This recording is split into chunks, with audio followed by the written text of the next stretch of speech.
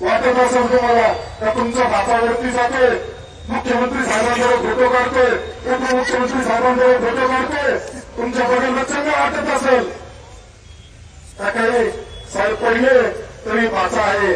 अरे बाबा मामा टेकवला, भाचा बी टेकवणार आहे आम्ही. आणि सामान्य जनतेवर जर अन्याय करणार असेल तर मामा भाच्याची टीम संगमनेरातून हद्दपार करणार.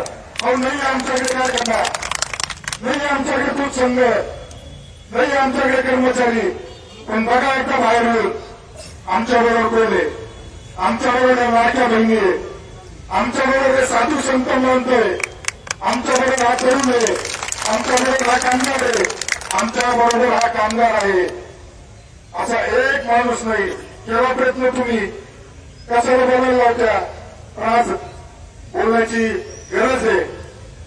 मी आतापर्यंत आमदार झाल्यानंतर फक्त विकास कामं आणि मतदारांना भेटीगाठी, जनतेला भेटीगाठी करत राहिलो. यांना वाटलं हा काय बोलू शकत नाही.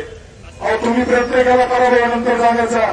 तुमच्या मागे फिरायला 2 कर्मचारीच लागत्या, पुढे फिरायला 4 कर्मचारी लागत्या. असे मोकळे जनतेमध्ये जाऊन दाखवा.